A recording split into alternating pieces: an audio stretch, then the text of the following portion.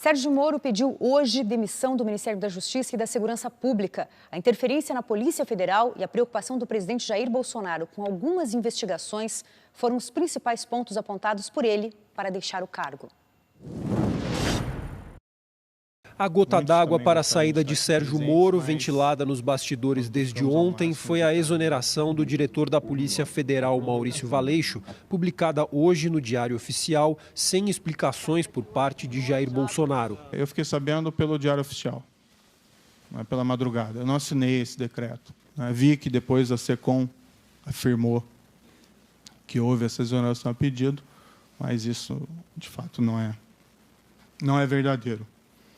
Para mim, esse último ato também é uma sinalização de que o presidente me quer realmente fora do cargo. O pronunciamento de demissão, que durou cerca de 40 minutos, Moro disse que a intenção de Bolsonaro era colocar alguém de sua confiança no cargo e fez duras acusações. O presidente me disse, mais de uma vez, expressamente, que ele queria ter uma pessoa do contato pessoal dele, que ele pudesse ligar, que ele pudesse colher informações, que ele pudesse colher aí relatórios de inteligência.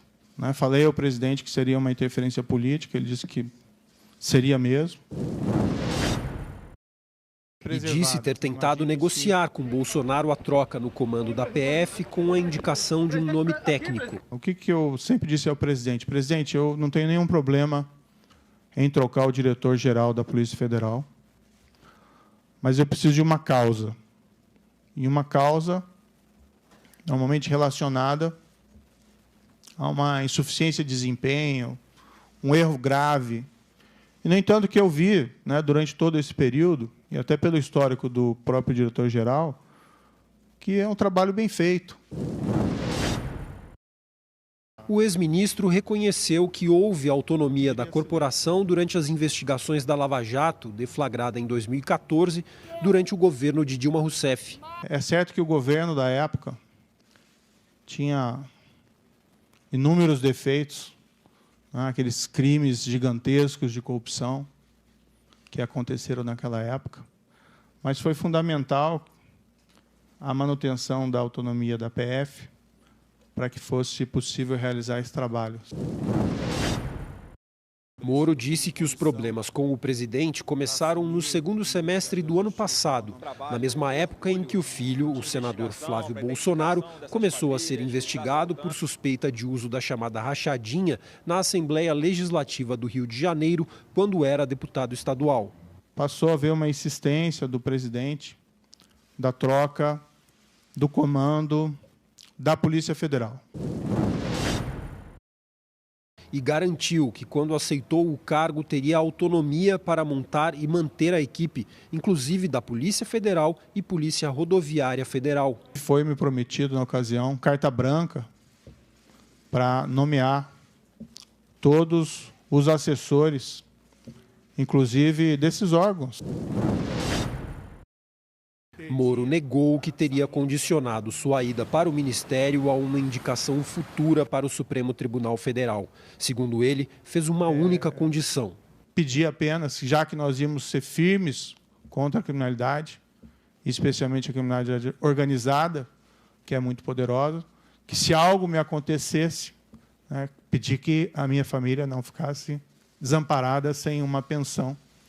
Foi a única condição que eu coloquei. Na coletiva de hoje, Sérgio Moro fez um balanço da sua gestão no Ministério da Justiça. Ele citou a redução no número de assassinatos, a integração com as forças de segurança dos estados e dos municípios, o aumento do combate à criminalidade organizada, a apreensão de drogas e citou o projeto de lei anticrime, aprovado e alterado pelo Congresso Nacional. O projeto de lei anticrime poderia ter avanços maiores, infelizmente não foi aprovado em sua totalidade.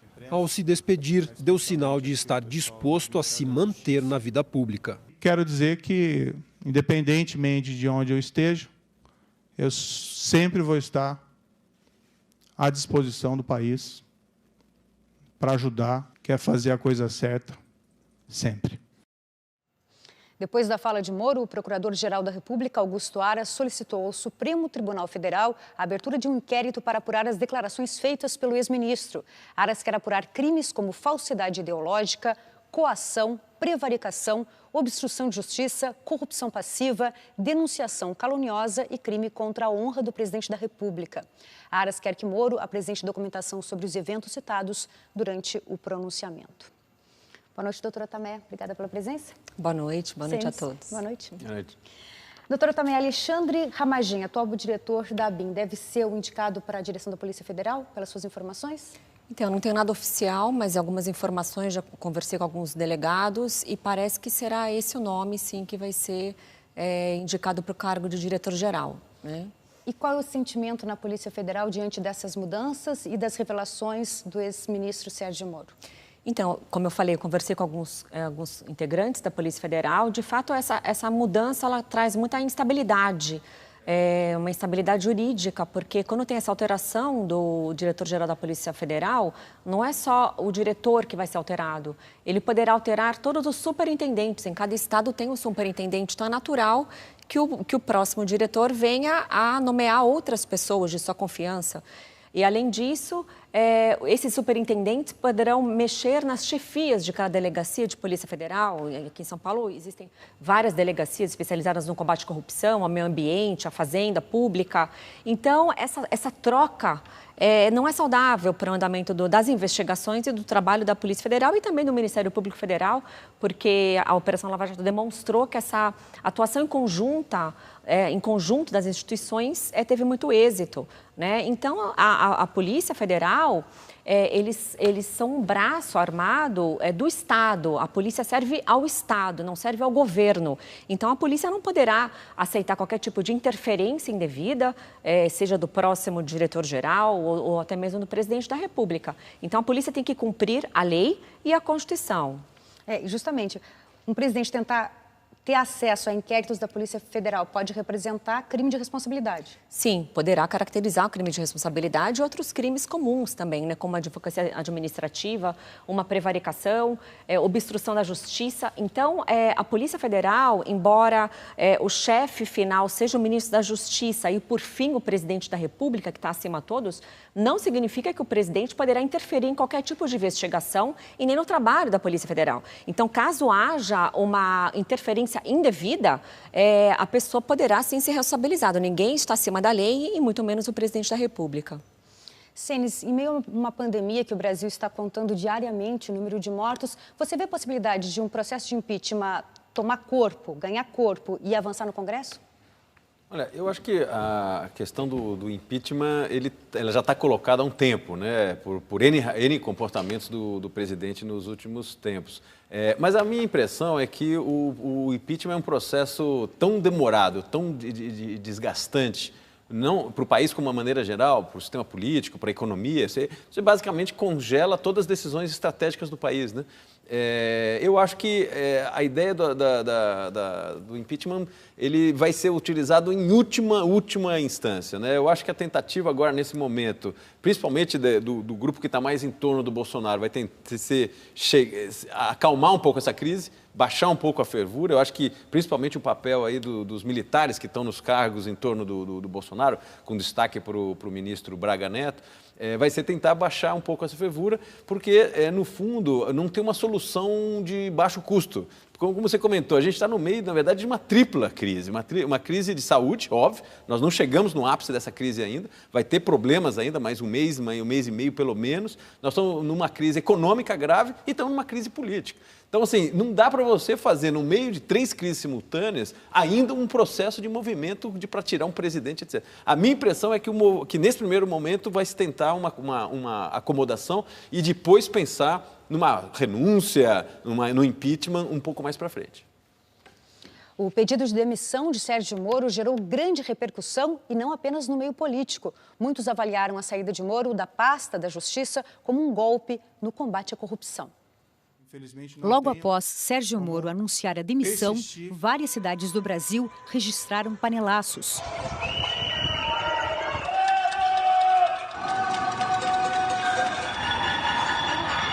O vice-presidente Hamilton Mourão afirmou em entrevista ao jornal Folha de São Paulo que Moro é excepcional e disse que o governo perde com a saída dele.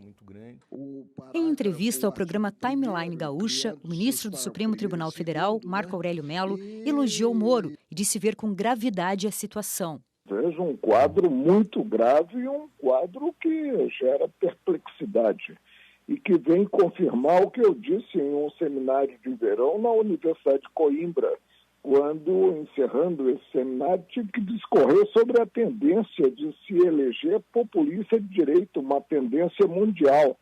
E consignei com todas as letras que temia pelo Brasil. Também da Suprema Corte, o ministro Luiz Roberto Barroso disse em um evento online que Sérgio Moro é símbolo da Lava Jato e de um processo histórico de combate à corrupção. Mas o fato é que ele é o símbolo deste processo histórico. E, portanto, eu acho que isso revela, como fatos já vinham revelando, um certo arrefecimento desse esforço de transformação do Brasil. Eu creio que a Moro agiu absolutamente correto e, infelizmente, o Brasil se vê novamente numa crise política começada pela irresponsabilidade de um presidente. A saída de Moro foi lamentada pela Associação dos Magistrados Brasileiros.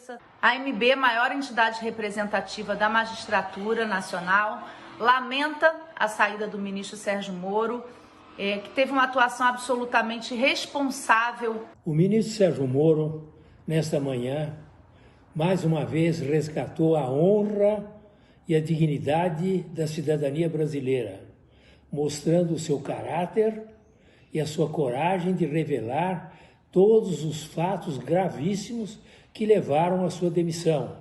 Por rede social, o presidente da Ordem dos Advogados do Brasil, Felipe Santa Cruz, afirmou que a OAB vai analisar os indícios de crimes apontados por Moro. O desfecho do embate entre o ex-ministro Sérgio Moro e o presidente Jair Bolsonaro vai depender do fato de se saber se Moro tem ou não provas das gravíssimas acusações criminais que fez contra Jair Bolsonaro. Empresários e intelectuais também se pronunciaram. Do ponto de vista do Brasil, acho que foi uma boa decisão, porque ele fez muito mais na Lava Jato do que ele estava fazendo no Ministério. Todos que têm credibilidade alta, o presidente procura tirar. Por quê? Ele não consegue conviver com pessoas que têm uma credibilidade muito grande e repercussão na opinião pública. Reações no meio político. O governador do Ceará, Camilo Santana, afirmou que órgãos de investigação, como a Polícia Federal, devem estar blindados de interferências políticas. O governador do Rio de Janeiro, Wilson Witzel, lamentou o pedido de demissão e disse que ficaria honrado com a presença de Moro no governo dele. Carlos Moisés, governador de Santa Catarina, afirmou que brasileiros perdem com a saída e que o ex-ministro é bem-vindo no estado. Em São Paulo, o governador João Dória falou sobre o pedido de demissão em coletiva. A saída de Sérgio Moro é um golpe na justiça, um golpe na liberdade e um golpe na democracia do Brasil. O ex-presidente Fernando Henrique Cardoso afirmou que o presidente está cavando uma fossa e pediu que Bolsonaro renuncie. Candidato à presidência na última eleição, Fernando Haddad, do PT, afirmou que vários crimes de responsabilidade foram descritos por Moro e que a crise sanitária e econômica vai se agravar se nada for feito. Joyce Hasselmann, líder do PSL na Câmara, considerou o depoimento de Moro avassalador e acusou Bolsonaro de querer acabar com a autonomia da Polícia Federal. A deputada estadual, também do PSL, Janaína Pascoal, disse que o Brasil e o governo perdem, mas ganha a verdade. Janaína declarou que sempre esteve e seguirá com Moro. O senador da Rede Sustentabilidade, Randolfo Rodrigues, protocolou hoje um pedido de impeachment do presidente Jair Bolsonaro. Pelo fato dele ter interferido na autonomia da Polícia Federal e ter cometido o crime de falsidade ideológica. A avaliação dos militares é de que Moro sai ainda maior na sua condição de ícone da nova política. Ele sai, na sua visão, ele deixa o Ministério mantendo a credibilidade, preservando a sua biografia, como ele falou nesse discurso? Sem dúvida. O Sérgio Moro é um grande homem, foi um excelente juiz. mais de 20 anos na magistratura, demonstrou muita tecnicidade, profissionalismo, serenidade, coragem, que isso também é importante. Não é fácil combater o crime organizado, não é fácil decretar prisões de pessoas importantes. Então, a ida dele para o Ministério, embora no momento tiveram algumas críticas que eram contrários, eu achava interessante, porque ele iria levar esse combate à corrupção numa outra escala, através de implementação de melhoras na legislação, combate também ao narcotráfico, com fechamento de fronteiras. Então, ele teve assim, um papel muito importante nesse 1 ano e pouco de ministério. Resultados concretos, né, como a redução do índice de criminalidade, de homicídio, de sequestro, de latrocínio, as maiores apreensões de drogas, de armas. Então, ele fez o melhor que ele podia fazer. Mas chega um momento que, quando há uma certa interferência, quando não há uma harmonia entre o chefe do executivo e seu ministro, fica difícil mesmo dar continuidade ao trabalho. Um compromisso com o Sérgio Moro, que ele se prontificou assim que ele assumiu o ministério, seria levar uma proposta de mudança na lei penal, e ele apresentou o projeto anticrime, que infelizmente não foi aprovada na sua integralidade, né? Principalmente no que se refere à prisão após segunda instância, que era um ponto crucial e muito importante. Então, ao longo desse tempo, percebeu-se que o presidente poderia ter dado um outro apoio, poderia ter feito uma articulação política para conseguir a implementação da aprovação de outros artigos que foram negados, que não foram aprovados pela Câmara. Então, ele encerra, no meu ponto de vista, a sua carreira como o melhor ministro da Justiça. Eu sou da área jurídica, há 20 anos estou como procuradora, acompanhando o trabalho de diversos ministros da Justiça, muitos deles advogados criminalistas. Então, no meu ponto de vista, ele foi o melhor ministro da Justiça, e ele encerra assim, mantendo a sua biografia de integridade, de estadista e de homem digno. Senes, o ex-presidente Fernando Henrique Cardoso escreveu que o presidente renuncie antes de ser renunciado. Pelo estilo de Bolsonaro e pelos seus apoiadores de raiz, que mantêm lá as redes sociais conflagradas, você acha factível uma renúncia do presidente Bolsonaro? Olha, essa pergunta é excelente e remete um pouco à segunda. Assim, o Bolsonaro, ele continua sendo o que ele sempre foi. Na verdade, muitas pessoas se iludiram com o Bolsonaro. Tá certo? Ele é um cara que nunca atuou com partido, com equipe, nunca, é ele e a família. Então, se você olhar a biografia dele, ele é isso há 20 anos. Então, as pessoas que acreditavam que ele ia passar a ser um homem de time, eu não sei de onde tirou. Ele foi um sujeito que sempre votou contra as reformas. Você pegar o track record dele no Congresso, ele sempre votou contra a reforma. E aí, a partir daí, acharam que ele ia fazer a favor das reformas. Ele é um cara que o histórico dele era de relação com o miliciano, com caras da área de armamento, que ele chama de colecionador, traficante de arma, tá certo? E as pessoas se assustam quando veem que ele tem esse tipo de comportamento. Ele sempre ele foi para as brigas políticas, inclusive dentro da família, porque você precisa lembrar também que tem uma eleição que ele botou o Carluccio, né, o número 3 ali, para concorrer contra a ex-mulher. Ele é um cara que vai para o limite, para o conflito em todo o momento. Então, o que acontece é o seguinte, quando ele chega numa situação de conflito, o Bolsonaro é um cara que não dá um passo atrás. Ele vai para o ataque. Então, quando o Fernando Henrique comenta é melhor ele renunciar do que vão renunciar ele está dizendo o seguinte, olha, nós vamos ter que fazer alguma maneira de cercar o Bolsonaro, porque ele já está com os dias contados, né? Eu acho que o governo, ele está num isolamento político tamanho, que é a característica histórica dele, não tem nada de novo, ele sempre foi isolado politicamente, tá certo? Não tem nada de novo aí. O que o Fernando Henrique está dizendo é o seguinte, como que a gente consegue encurtar esse processo? Eu acho que a única maneira, só para completar, eu acho que é se tiver acusações muito fortes e provas sobre os filhos dele.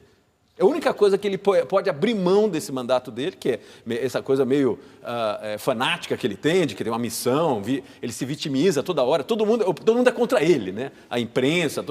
Eu acho que a única maneira foi na hora que se tiver um dossiê comprovado, que eu acho que uma boa parte já deve estar, inclusive o Moro deve ter isso, uma parte, e falar o seguinte, olha, nós temos isso aqui contra a sua família. Você vai ficar no governo e vamos para a briga, ou você recua? Eu acho que esse é o único momento dele realmente recuar nessa disputa. A saída de Sérgio Moro também repercutiu na imprensa internacional. Para o Clarim, da Argentina, a saída de um símbolo da luta contra a corrupção comoveu o país e deixou integrantes do próprio governo indignados. Para o jornal britânico The Guardian, a demissão de uma das mais populares e poderosas figuras do governo é um golpe para Jair Bolsonaro. O Corriere della Sera, da Itália, vai além. terremoto para Jair Bolsonaro e seus filhos. O francês Le Monde destaca o panelaço em numerosas cidades do Brasil durante o pronunciamento do ministro. O espanhol El Mundo vê um agravamento da crise política brasileira, uma semana depois da saída do ministro da Saúde. E o jornal americano New York Times classifica o episódio como turbulência. Sérgio Moro foi juiz por 22 anos, até aceitar a pasta da Justiça e Segurança Pública do governo Bolsonaro.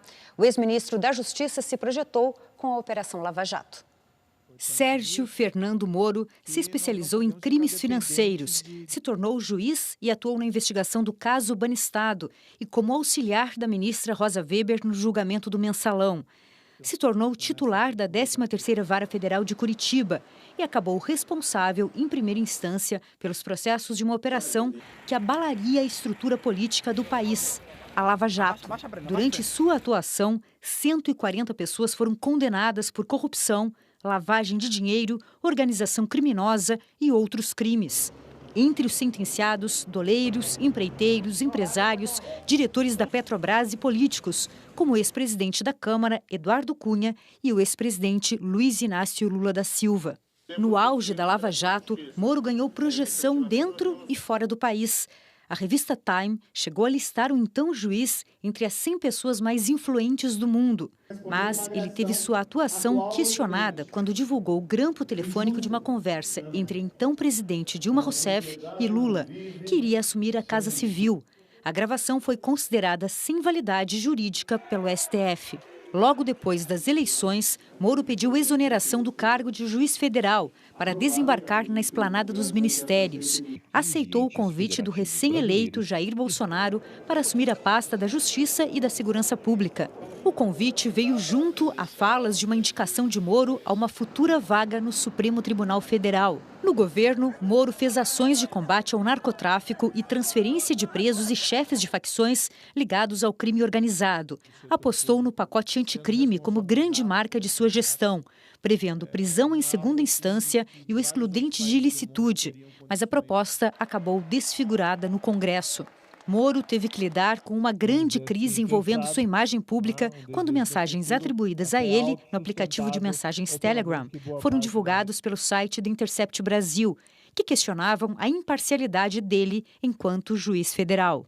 E a relação com Bolsonaro, que havia prometido carta branca ao seu ministro mais popular, se desgastou com episódios como a transferência do Conselho de Controle de Atividades Financeiras, agora rebatizado de Unidade de Inteligência Financeira, para o Banco Central, e nomeações na Polícia Federal, até chegar ao fim hoje, 1 ano e 4 meses depois da posse, com alta popularidade. Pergunta para os dois. O futuro do ex-ministro Sérgio Moro deve ser na academia ou na política? Começa com a doutora Tameia. Olha, é o que eu acredito, o que eu gostaria. Os dois, pode ser os dois. Então, até ele já mencionou hoje na coletiva que ele anda muito cansado, né? Não é fácil ficar 4 anos à frente da Operação Lava Jato, a maior operação de combate à corrupção da história da humanidade. É muito desgastante. Depois, mais 1 ano e 4 meses com o ministro da Justiça. Então, acredito que ele vai querer descansar um pouco, né? Então, se dedicar à atividade acadêmica, a aulas, palestras, até tirar férias, né? Que ele precisa. E até já me perguntaram se eu achava que ele iria depois para a vida política, né? Olha, nós precisamos de pessoas honestas, íntegras e preparadas na política, né? Infelizmente, uma boa parte dos nossos políticos tem envolvimento em crimes de corrupção, tem ficha criminal, então isso é muito maléfico para a nossa sociedade. Então, eu veria com bons olhos se um dia o doutor Sérgio Moro quisesse ir para a área política, seja para o Executivo ou para o Senado, o que quer que seja, porque ele teria muito o que acrescentar. Ele é um homem público, ele pensa no bem da sociedade, no bem do nosso país. Então, acredito que em qualquer área que ele for desempenhar o seu trabalho, ele vai fazer com muito primor e com patriotismo para tentar implementar as mudanças que o nosso país precisa. Senis? Eu tenho certeza que ele vai ser candidato. Eu acho que a última fala da entrevista dele hoje ficou muito evidente isso, né? No sentido, eu estou disponível aqui para servir a sociedade. E acho correto, eu acho que na linha do que foi comentado. Ele é um homem público, ele tem lá uma popularidade, aliás, bem maior do que o do presidente. Ele é um cara que tem um currículo aí nessa parte do combate à a corrupção, que é importante, né? Eu acho que ele é uma liderança na área econômica, na área social, etc. Ele é uma liderança nesse campo, o que é importante. Eu acho que é insuficiente para construir uma candidatura nacional, mas, dependendo aí das costuras que forem feitas, é viável como candidato. A minha impressão é que ele almeja, sim, não ser, de novo, um secretário, um ministro, mas liderar uma candidatura, e não vão faltar partidos. Aliás, hoje já manifestou que o partido está aberto para ele ser candidato, etc. Acho que ele vai fazer, talvez, umas férias, né, a famosa saída para estudar um pouco fora, etc. Um ano sabático, já tinha falado isso. E depois volta para a campanha no meio do ano que vem, até para passar um pouco essa crise. O Brasil está numa crise que ninguém consegue pensar nada mais a não ser a crise econômica e de saúde. Mas que ele é candidato, meu modo de ver, ele já é candidato, não é uma questão de opção, não. Muito bem. O presidente Jair Bolsonaro rebateu as declarações do ex-ministro Sérgio Moro e negou ter interesse em interferir na autonomia da Polícia Federal. Ao lado de ministros e do vice-presidente Hamilton Mourão, Jair Bolsonaro falou sobre a demissão do ministro Sérgio Moro e usou uma frase de efeito. Uma coisa é você admirar uma pessoa. A outra é conviver com ela, trabalhar com ela. Como ministro, Bolsonaro disse que Moro tinha carta branca. Autonomia não é sinal de soberania. A todos os ministros, e a ele também, falei do meu poder de veto. Os cargos chaves teriam que passar pelas minhas mãos e eu daria o sinal verde ou não. Sobre a acusação de interferência na Polícia Federal, Bolsonaro afirmou que a família dele e pessoas próximas são vítimas de acusações torpes. E reafirmou que tem prerrogativa exclusiva para exonerar quem quiser. Ora as bolas, se eu posso trocar um ministro, por que não posso, de acordo com a lei, trocar o diretor da Polícia Federal? Eu não tenho que pedir autorização para ninguém para trocar o diretor ou qualquer um outro. Bolsonaro se queixou da falta de preocupação do ex-ministro com questões relacionadas a ele. Será que é interferir na Polícia Federal? Quase que exigir, implorar Sérgio Moro que apure quem mandou matar Jair Bolsonaro? A PF de Sérgio Moro mais se preocupou com Marielle do que com seu chefe supremo. Sobre a exoneração do diretor-geral da Polícia Federal, Maurício Valeixo, pivô da saída de Sérgio Moro, Bolsonaro voltou a afirmar que ele havia pedido para sair. Como mesmo o senhor Valeixo disse que estava cansado, eu comecei a fazer gestões junto ao ministro para trocarmos o diretor-geral da Polícia Federal. Bolsonaro afirmou que Moro teria barganhado a troca no comando da Polícia Federal. O senhor Sérgio Moro disse para mim, você pode trocar o Valeixo sim, mas em novembro, depois que o senhor me indicar para o Supremo Tribunal Federal. Em publicação em uma rede social, Moro rebateu a declaração de Bolsonaro e disse que a permanência de Maurício Valeixo na Polícia Federal nunca foi moeda de troca. O presidente admitiu que determinou à Polícia Federal que interrogasse um ex-sargento da PM do Rio de Janeiro, suspeito de envolvimento na morte de Marielle Franco. Chegue em Mossoró e interrogue o ex-sargento. Foram lá, a PF fez o seu trabalho, interrogou e está comigo a cópia do interrogatório, onde ele diz simplesmente o seguinte: a minha filha nunca namorou a filha do presidente Jair Bolsonaro, que a minha filha sempre morou nos Estados Unidos. Mas eu é que tenho que correr atrás disso? E falou sobre o último desgaste com Sérgio Moro, sobre o desrespeito ao isolamento social em diversas regiões do país. Na última reunião de ministros, onde eu cobrei dele, na frente de todos os ministros, que ele tomasse uma posição sobre a prisão e algemas usada contra mulheres na praia, mulheres em praça pública, como de Araraquara, que ele tinha que mostrar sua cara. Finalizou, afirmando que Moro deseja o impeachment do presidente da República. Vocês vão conhecer quem realmente não me quer na cadeira presidencial. Esse alguém não está no Poder Judiciário, nem está no Parlamento Brasileiro. Não lhes disse o nome. Falei, vocês vão conhecê-lo às 11 da manhã. Mais cedo eu conversei com a apresentadora do Roda Viva e colunista do jornal Estado de São Paulo, Vera Magalhães. Ela considerou a estratégia usada por Jair Bolsonaro para rebater Sérgio Moro como arriscada. Para a jornalista, o ex-ministro deve ter provas das acusações que fez sobre o presidente. Boa noite, Vera. Como você avalia a estratégia escolhida pelo presidente e pelos auxiliares de rebater as denúncias de Sérgio Moro, desqualificando o ex-ministro? Achei bastante arriscada e bastante também inusitada. Ana, boa noite a você, boa noite a todos os nossos telespectadores do Jornal da Cultura. Ele escolheu reunir todos os seus ministros, perfilá-los e também o vice-presidente da República para falar de coisas que não tinham nada a ver com o que Sérgio Moro dissera pela manhã. Falou sobre a facada que recebeu, falou sobre o assassinato de Marielle Franco, misturou um suposto namoro do filho com a filha do miliciano Adriano da Nóbrega, e lá pelo meio ele misturou as acusações gravíssimas que Sérgio Moro tinha feito, de que ele tentou fazer uma interferência política na Polícia Federal. Neste momento, Jair Bolsonaro foi muito contraditório, porque ele disse que o diretor da Polícia Federal, Maurício Valeixo, tomou a iniciativa de pedir demissão, mas depois falou que era prerrogativa do presidente da República demitir o diretor da Polícia Federal. Negou que pedisse acesso a informações da Polícia Federal, mas falou que como Moro não dava informações a ele, ele teve de buscar diretamente com um delegado informações sobre o inquérito que citava seu filho 04, Jair Renan. Então, nesses momentos, ele foi contraditório. E, num outro momento, eu acho que ele se arriscou ao dizer que Moro condicionou a sua permanência à indicação para o Supremo Tribunal Federal em novembro. Imediatamente, o ex-ministro desmentiu isso. Ele se esquece de que Moro é ex-juiz e, portanto, deve ter provas daquilo que falou pela manhã com tanta propriedade, dando datas, circunstâncias de conversas e detalhes sobre as interferências políticas que o presidente queria fazer na Polícia Federal. Vera, ao justificar a sua saída, o ex-ministro Moro falou do interesse do presidente em controlar inquéritos em tramitação no STF.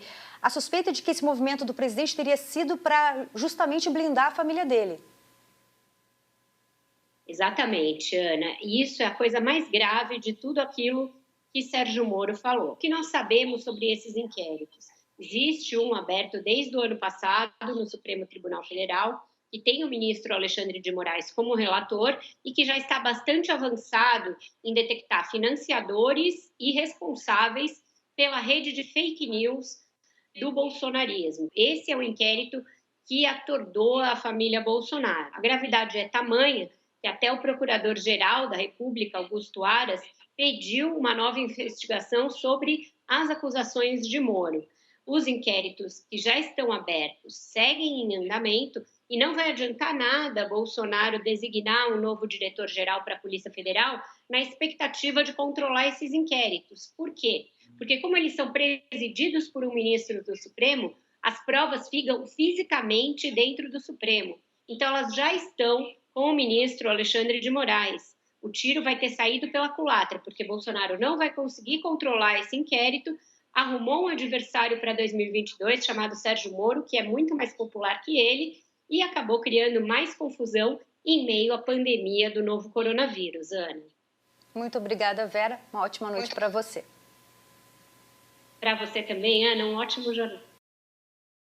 Doutora Tamé, realmente, como falou a apresentadora Vera Magalhães, o ex-ministro Moro realmente tinha provas. Ele apresentou hoje uma entrevista exclusiva para o Jornal Nacional da Rede Globo. Ele exibiu a troca de mensagens em que Bolsonaro, o presidente Bolsonaro, cobra mudança no comando da Polícia Federal. Como essas provas agora serão investigadas? Elas serão investigadas pela PGR e depois passam para o Supremo Tribunal Federal. Como é que é esse processo, esse trâmite dessa investigação? Então, como há indícios de eventuais práticas ilícitas do presidente da República, quem tem atribuição para investigá-lo é somente o Procurador-Geral da República, cuja investigação e um eventual futuro processo vai tramitar no Supremo. Então, hoje mesmo, o PGR já requisitou a abertura de um inquérito policial para investigar esses fatos trazidos pelo ministro Moro, ex-ministro, que de fato são fatos graves, né? Que, como já falei, podem sim repercutir na prática de crimes, né? Como a advocacia administrativa, a prevaricação, Então, agora, o próprio PGR já soltou uma nota hoje à tarde, mencionando que vai solicitar a oitiva do ex-ministro Moro, seja como testemunha ou seja como trazendo essa denúncia, né, e acredito que vai solicitar eventuais provas que ele tenha. E, de fato, isso tem que ser apurado, isso é muito grave.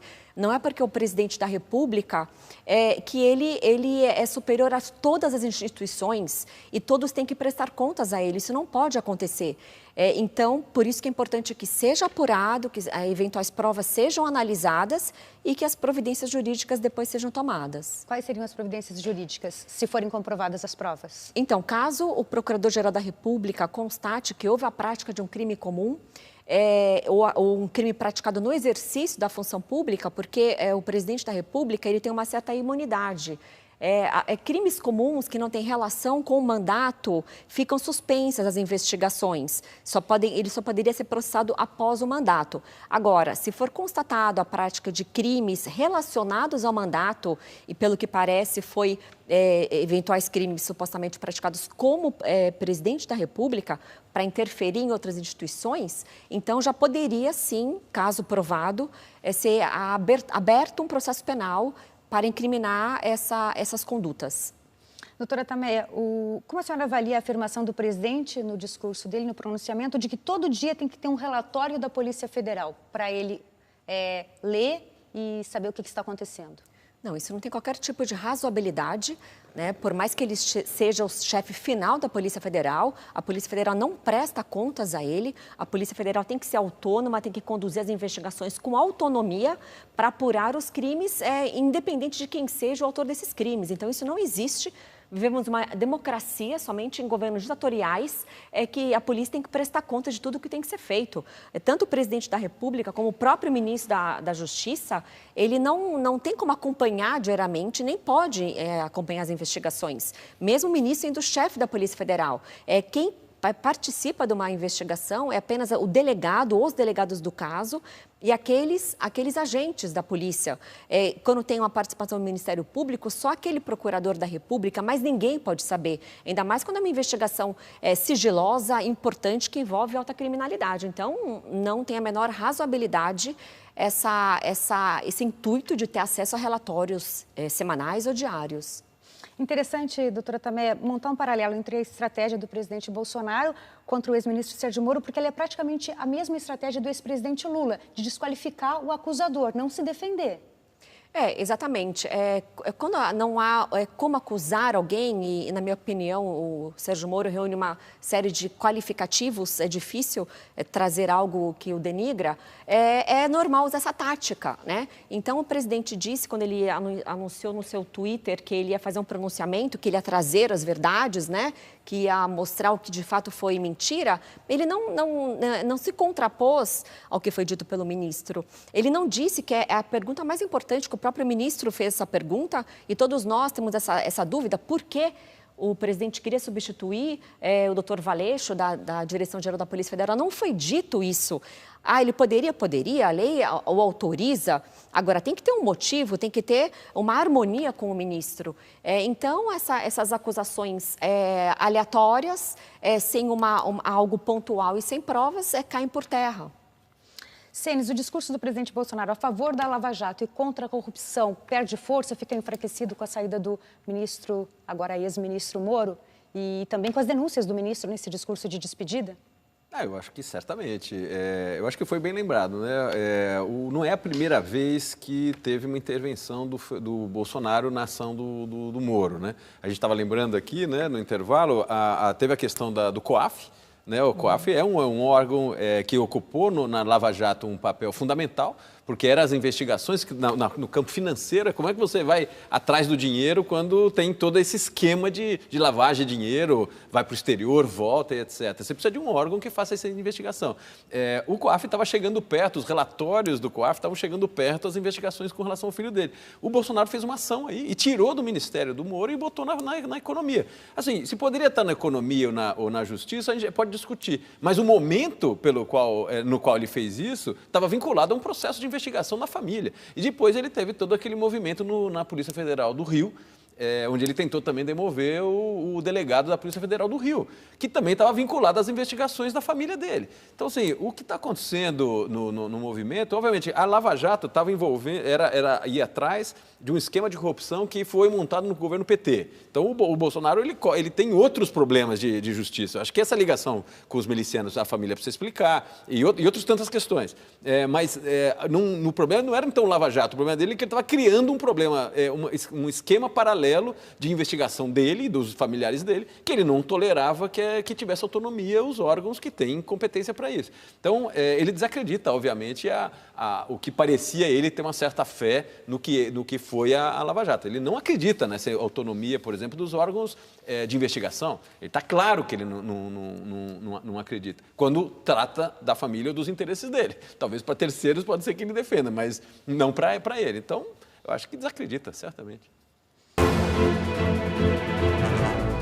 A saída de Sérgio Moro do Ministério da Justiça foi a mais recente de uma lista de baixas em 16 meses do governo Bolsonaro. Gustavo Bebiano foi o primeiro a cair. Ele deixou a Secretaria-Geral da Presidência com menos de 2 meses de governo. Citado nas denúncias de uso de laranjas pelo PSL, partido que presidiu durante a campanha eleitoral, Bebiano se envolveu numa discussão com o vereador do Rio de Janeiro, Carlos Bolsonaro, filho mais novo do presidente. Bebiano morreu no mês passado, no Rio, vítima de um infarte. A queda do ex-ministro foi simbólica das crises que viriam pela frente. Em abril foi a vez de Ricardo Vélez Rodrigues. Na sua curta gestão, acumulou polêmicas e enfrentou uma onda de demissões no alto escalão do Ministério da Educação. Em junho, o general Carlos Alberto dos Santos Cruz deixou a Secretaria de Governo. A saída aconteceu depois de ataques contra ele nas redes sociais e de polêmicas com Carlos Bolsonaro. Foi a primeira baixa na ala militar do Planalto.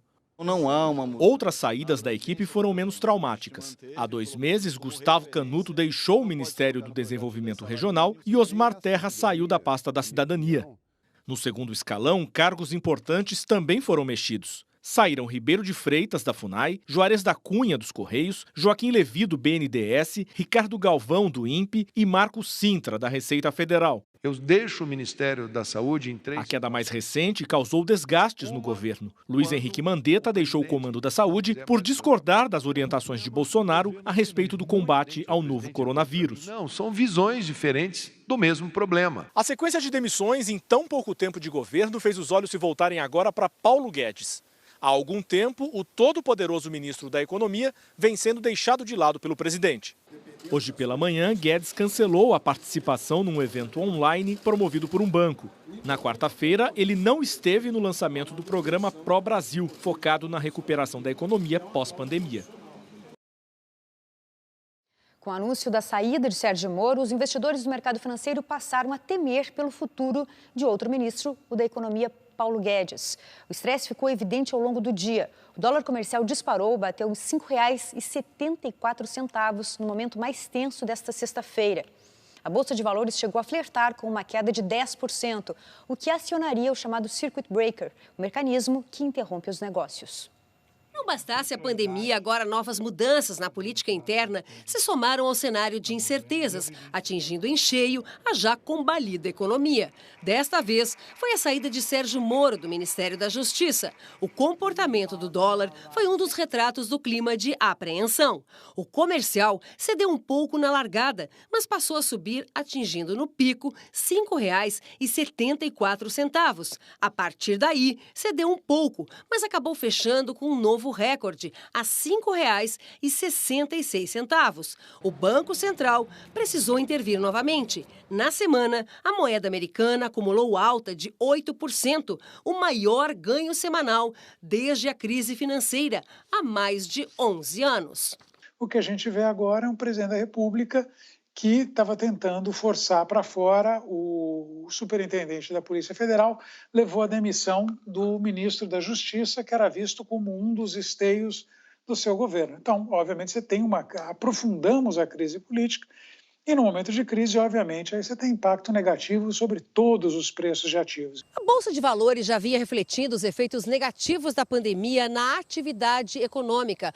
O Circuit Break, mecanismo que interrompe as negociações, foi acionado 6 vezes logo que a crise teve início. Hoje, após a demissão de Sérgio Moro, chegou bem perto de ser disparado novamente.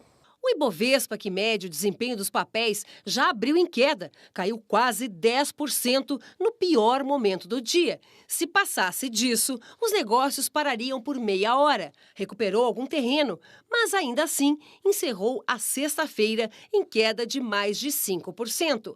Após a saída de Moro, os olhos dos investidores se voltaram para outro ministro, Paulo Guedes, da Economia. Isso se compõe com todas as notícias que saíram no começo da semana sobre alguma alternativa, plano pró-Brasil, que não tem nada de plano nem nada, mas foi interpretado como um sinal de enfraquecimento das orientações do Paulo Guedes, que imerecidamente, na minha opinião, ainda tem uma predileção por parte de boa parte dos operadores. Senes, chamou a atenção hoje à tarde, durante o pronunciamento do presidente Bolsonaro, o ministro Paulo Guedes, porque ele era o único com máscara, o único que não aplaudiu o chefe, uma imagem dissonante ali daquele séquito de ministros, né? Era o único que não estava de terno, né? Ele estava realmente diferente. Mas ele está num processo, acho que desde a crise... Ele teve dois momentos, acho que muito fortes com relação a esse deslocamento da posição do Guedes. Primeiro, foi em fevereiro. Fevereiro, quando saíram os números oficiais de 2019 sobre a economia, e a economia do ano passado cresceu 1,1%, muito abaixo de todas as projeções que o Guedes havia feito. Ele errou todas as projeções que ele fez do performance econômica do ano passado. Ele falou que ia zerar o déficit público num ano, falou que ia conseguir fazer privatizações de 1 trilhão, não fez nenhuma, a rigor, fez algumas concessões que estavam planejadas já no governo Temer, nada de novo. Não conseguiu fazer a economia crescer. Então, assim, ele, em fevereiro, quando esses números vieram, ele já perdeu um grau importante ali de reconhecimento do mercado, teve uma queda ali importante de confiança no mercado, mas também dentro do governo.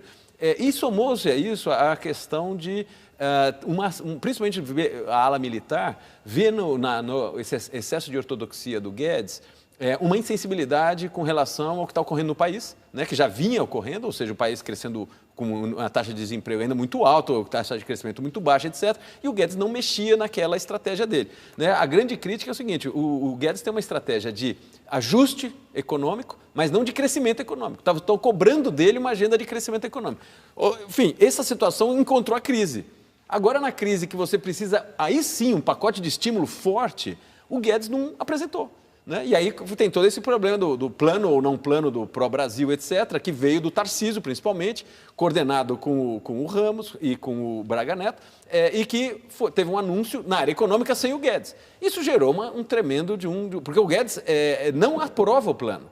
Então, não é no que ele não estava na mesa por não foi convidado. Não foi convidado, não. Ele não aprovou o plano. Então, isso realmente está gerando um mal-estar. Eu acho que a linguagem corporal dele hoje na coletiva tem sintomas aí fortes acontecendo nos últimos meses.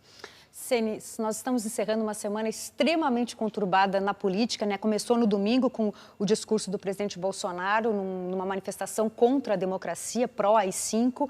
No meio da semana teve esse pacote pró-Brasil, sem a participação da principal estrela, do ministro Paulo Guedes. E a gente encerra hoje, sexta-feira, com a demissão do ministro Sérgio Moro.